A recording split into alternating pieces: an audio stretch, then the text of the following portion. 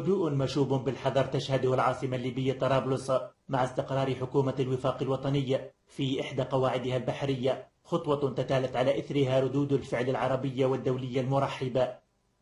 أولى ردود الفعل هذه جاءت من المنتظم الدولي، حيث جدد المبعوث الأممي إلى ليبيا مارتن كوبلر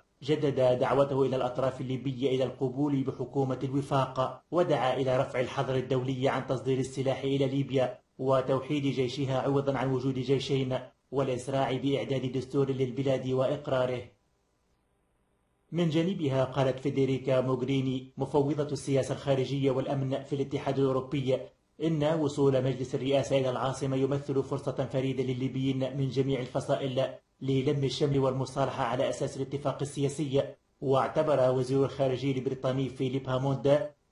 وصول رئيس الوزراء فايز السراج وأعضاء مجلسه إلى طرابلس خطوة هامة نحو إقامة حكومة فعالة من الوفاق الوطني لرأب الانقسامات في البلاد وإحلال السلام.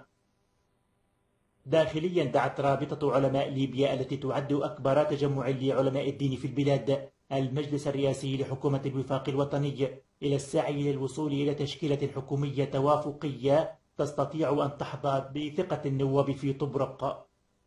الرابطة حثت المجلس الرئاسي أيضا على الانتباه لما يشكله تنظيم داعش من تهديد للبلاد، وطالبت الرابطة أعضاء المجلس الرئاسي إلى سرعة الجلوس مع كافة أطياف المجتمع الليبي دون إقصاء ليشارك الجميع في إنقاذ الوطن.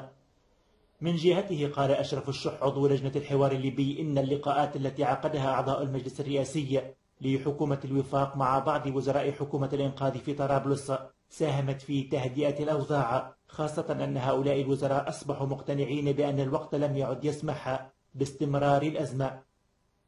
قناعة أكدها رئيس حزب الوطن عبد الحكيم بالحاج الذي دعا إلى التواصل مع المبعوث الأممي مارتن كوبلر من أجل ما أسماها تقريب وجهات النظر لمنع تدهور الوضع الأمني، وشدد بالحاج على ضرورة الدخول في مرحلة انتقالية يسود فيها التوافق الحقيقي حسب قوله، كما أكد على أن هذه المباحثات قد شارك فيها إضافة لحزبه كل من حزب الجبهة الوطنية وتحالف القوى الوطنية وممثل عن النواب المقاطعين.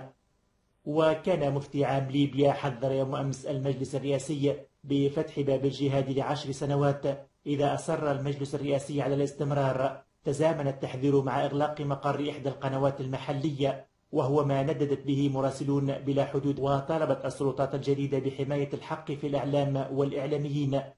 هذا وتشير مصادر من داخل المجلس الرئاسي أنه خلال اليومين المقبلين سيتم اتخاذ إجراءات ستحدد مستقبل ليبيا وتعيد الأمور إلى نصابها.